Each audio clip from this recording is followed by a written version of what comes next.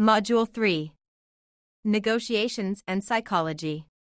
End Result Ethics. End result ethics, also known as consequentialist ethics, is a moral philosophy that evaluates the morality of an action based on its outcomes or consequences.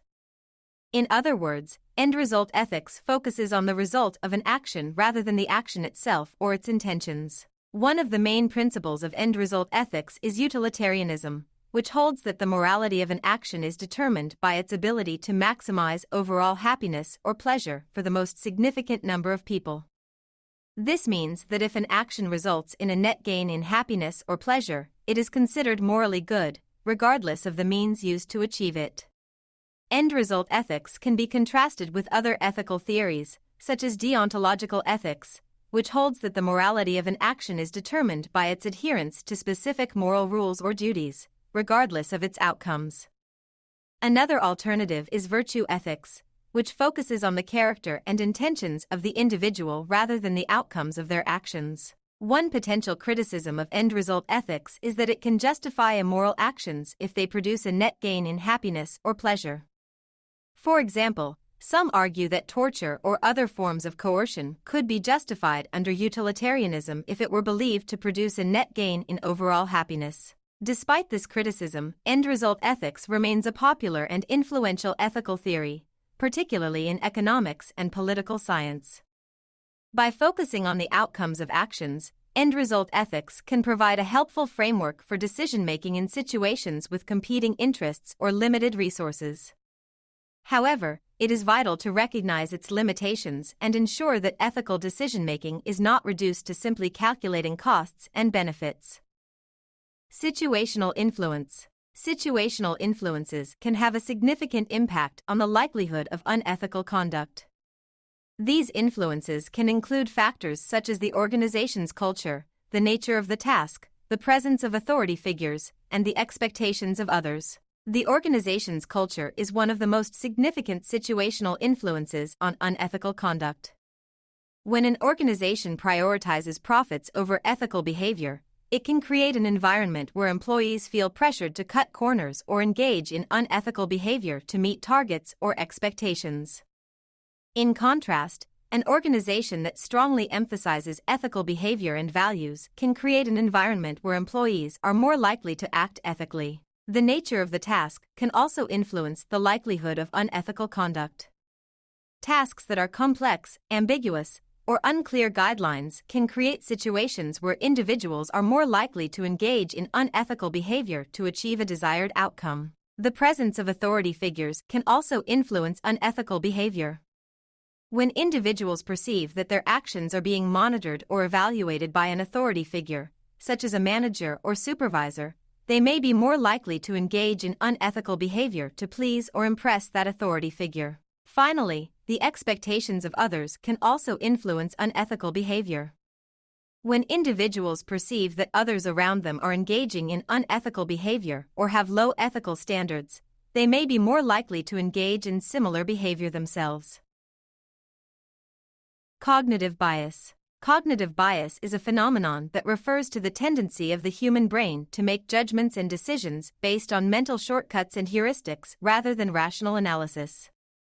These biases can lead to errors in judgment, flawed decision-making, and, ultimately, negative consequences. There are many different types of cognitive biases, including confirmation bias, availability bias, and anchoring bias, among others. Confirmation bias, for example, is the tendency to seek out and interpret information in a way that confirms one's pre-existing beliefs. In contrast, availability bias relies on readily available information rather than seeking all relevant information. Cognitive biases can have significant impacts on decision-making in a variety of contexts. For example, in business, a cognitive bias such as the sunk cost fallacy can lead to organizations continuing to invest in projects that are no longer profitable simply because they have already invested a significant amount of resources. In personal finance, cognitive biases such as the framing effect can lead individuals to make suboptimal financial decisions based on how information is presented. One way to mitigate the effects of cognitive biases is to engage in deliberate and rational decision-making processes that seek out all relevant information and consider all possible outcomes. Another approach is to seek out diverse perspectives and engage in open-minded thinking to avoid confirmation bias and other biases arising from an individual's perspective and beliefs. Emotions and negotiations. Emotions play a significant role in the negotiation and can positively and negatively affect the outcome. Emotions can affect how negotiators perceive the negotiation process and the other party, how they communicate their interests and needs, and how they respond to concessions or offers made by the other party. One positive effect of emotions in negotiation is that they can help negotiators to build rapport and establish trust with the other party. Empathy and understanding can help build a positive relationship and make the negotiation more productive. Additionally, positive emotions such as excitement and enthusiasm can help negotiators feel more energized and engaged in the process, leading to more creative solutions and better outcomes. However, emotions can also have adverse effects on negotiation. Negative emotions such as anger, frustration, and disappointment can cause negotiators to become defensive, aggressive, or withdraw from the negotiation altogether. This can lead to breakdowns in communication, damaged relationships, and, ultimately, unsuccessful negotiations. One way to manage emotions in negotiation is to become more aware of them and develop strategies for regulating them. This can involve taking breaks to cool down, using positive self-talk to manage negative emotions, or practicing mindfulness to remain focused on the negotiation process. Unethical negotiations. In negotiations, specific tactics are considered inappropriate and unethical. These tactics may include deception, manipulation, intimidation, and other forms of coercion. These tactics are often used to gain an advantage over the other party, but can undermine the trust and goodwill necessary for a successful negotiation. In addition, such tactics can damage the reputation and credibility of the negotiator and their organization. Negotiators must avoid such tactics and instead focus on building a collaborative and productive relationship with the other party based on mutual respect, transparency, and honesty. Outcome frame. The outcome frame in negotiation refers to how negotiators frame the potential outcomes of the negotiation. This can significantly impact the negotiation process and the eventual outcome. For example, if a negotiator frames the potential outcome as a win-lose situation, they may be more likely to adopt a competitive approach and engage in distributive bargaining. On the other hand, if the negotiator frames the potential outcome as a win-win situation, they may be more likely to adopt a collaborative approach and seek integrative solutions that benefit both parties. Choosing the right outcome frame can help negotiators achieve their goals and build positive relationships with the other party. Frames. In negotiation, frames are the lenses through which individuals interpret and understand the negotiation situation.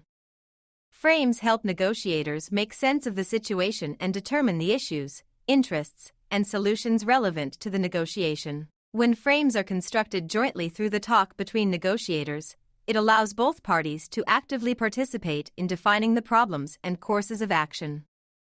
The joint construction of frames promotes shared understanding and helps to reduce misunderstandings and miscommunications.